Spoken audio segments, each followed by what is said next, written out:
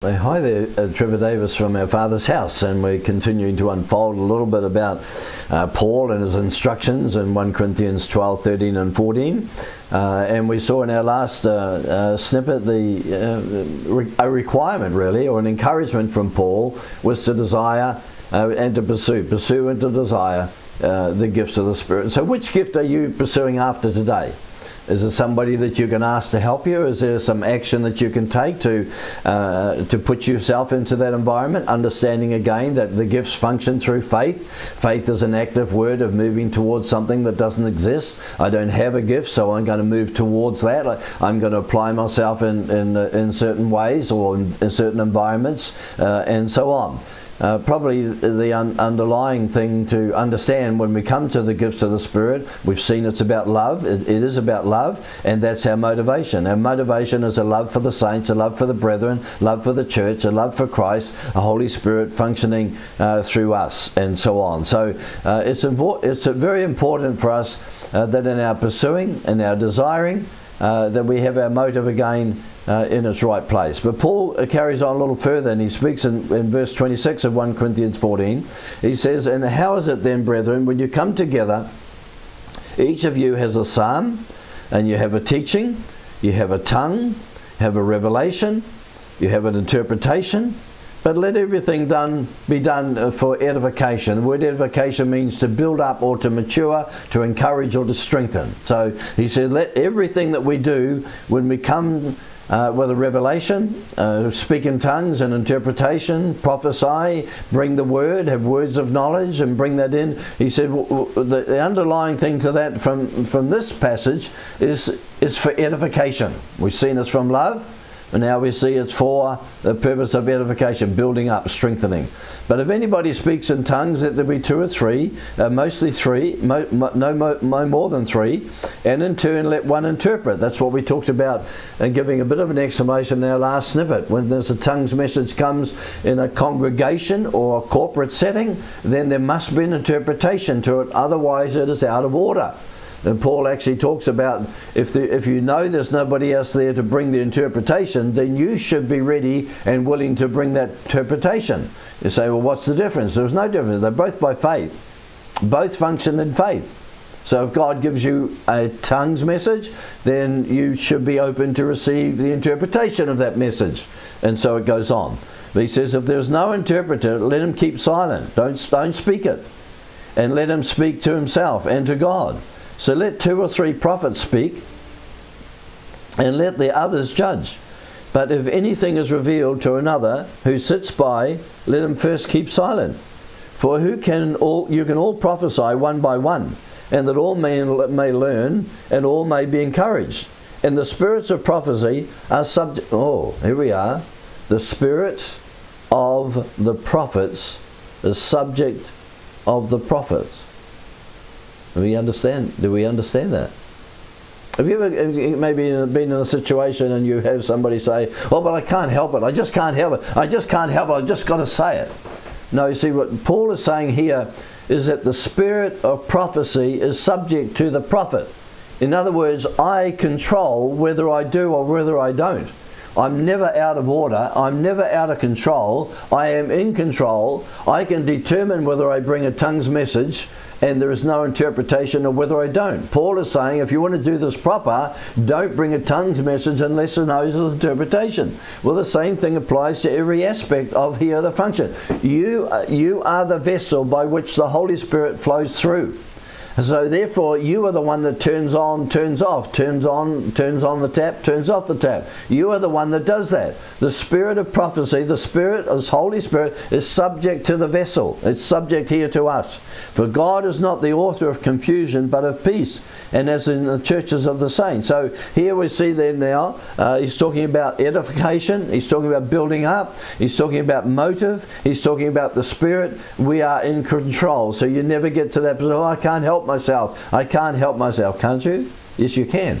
you are in control. I used to have a church actually we went into for a while. We were asked to come and to help them to rebuild. They'd had a bit of a happening there, a split, a number of people that had left the church, and we were asked to come and to help and to build and to encourage those people that remained and to focus that church afresh. And as we did that, it was a time when there was some different manifestations of the Spirit of God happening, and laughing was one of them. The laughing, they call it laughing in the Spirit, if you like, and there could be a corporate laughing, a real release of the Spirit. It could be individual. Well, as we progressed and we went to these meetings every couple of weeks, there was one person in particular.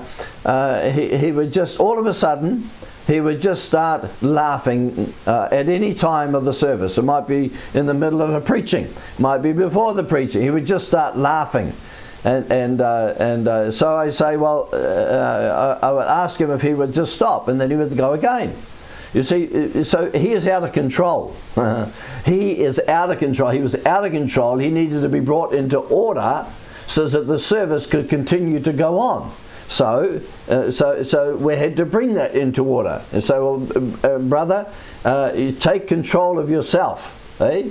That's what I'm saying here. So the Spirit is subject to the vessel always. Then he goes on, the second thing that Paul says here, let everything be done decently and done in order.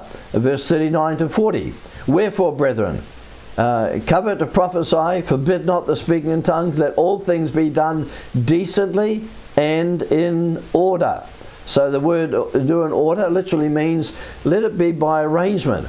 Let it be within its time. Let it be a fixed succession or rank or dignity. Now, we can get into quite a bit of trouble here.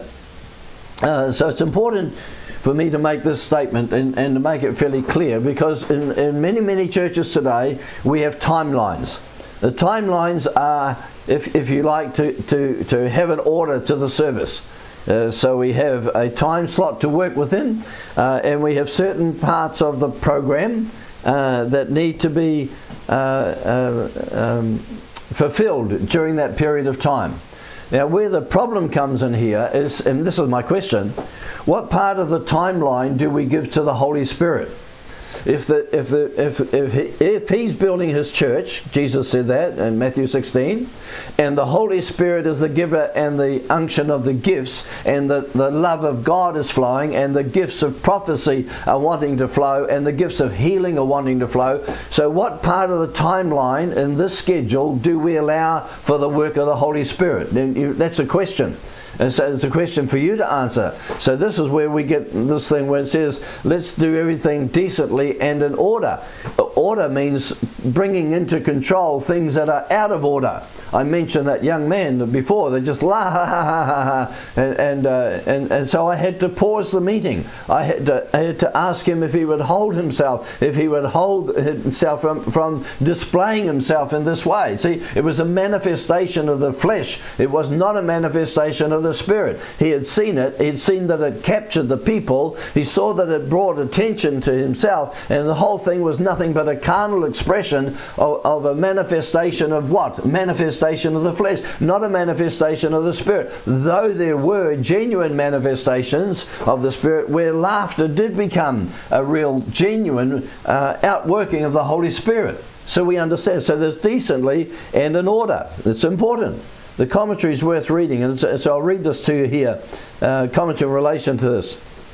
They must do nothing that was manifestly childish, or that would give an occasion to say, all these people are mad. Paul deals with that in chapter 14. Nor must they act so that they breed confusion. So not childish, not mad, not confusion. That's bringing into order. That's the order aspect of a service. And this would be utterly indecent. It would make a tumult or a mob of Christian assemblies. But they were to do things in order. They were to speak one after another. They were not all at once. They took their turn. So you didn't have two or three voices at once. And they are not interpreted by one another. To do otherwise was to destroy the end of the Christian ministry and the assemblies of Christian worship. Note, manifest indecencies and disorders are to be carefully kept out of the Christian churches at every part of divine worship. They should have nothing in them that is childish, absurd, ridiculous, wild, or tumultuous, as all parts of divine worship should be carried out mainly in a rational, composed, and orderly manner. God is not to be dishonoured, nor is worship to be disgraced by our unbecoming or disorderly performance of it and its attendance. So there's no superiority, there's no gift above another, there's no person above another. Orderly conduct in relation to here, Paul's trying to bring a church of disorder into order. And this is what chapter 14 is about for him. So it's not about pride. It's not about a sense of spiritual preference or priority over a person. The purpose is to edify, build up, encourage and strengthen, and bring unity to the body of believers. Oh, God bless you. I trust this is helpful to you. And to see that the need to have order sometimes in a church is not necessarily closing down. There does need to be a bit of a process here, but don't let us so order a service that the Holy Spirit is unable to have his way, because it's him that's building the church in us, through us, for his glory. God bless you. Trust these few thoughts are helpful to you today.